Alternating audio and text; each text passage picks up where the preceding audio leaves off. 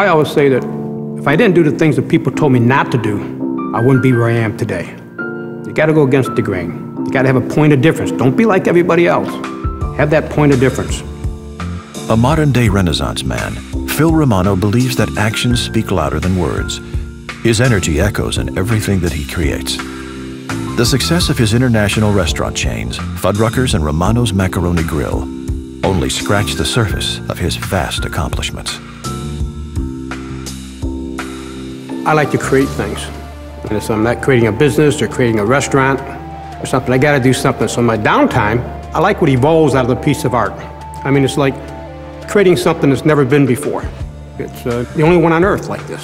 My art, I look at it and I say, wow, you know, I like it, it turns me on. You know, somebody else has gotta like it. And this is the way I've been in my businesses too. You know, it's like, if it doesn't feel good to me, it's not gonna feel good to the customer. I remember my first taste of being an entrepreneur, being in business, was a paper route. I knocked on the door and I said, you know, how much extra would you pay me if I put this paper between your storm door and your regular door? So I'd have to step out in the cold. And I let them give me the value of what that was worth to them. And I ended up making about $25 a week. All that extra money because I gave something to the people that they wanted and they needed. And I let them put the value on it. And that's when I learned that, you know, servicing a need is what really prompts a good business. You never think about making profit. You think about service, giving the people something they want, and you make twice as much profit. I get bored very easily. If I'm doing something too long, I get scared. I'm afraid I'm going to be doing that the rest of my life. I want a bunch of things in my life, not the same thing all the time. So when I did restaurants, people said, how could you sell a restaurant? It's successful, it's going. And I said, I sold it because I want to do another one. I got another idea. All of a sudden, I was 50 years old, and I had a pain in my side. Didn't know what it was. I thought it was appendicitis, you know. And the doctor said, oh, it's appendicitis. You know, this weekend we'll have it, take it out. Well, it got better instead of worse. He said, well, it's not appendicitis. Let's check it out. So checked it out, and sure enough, I had a big a mass on the side of my appendix.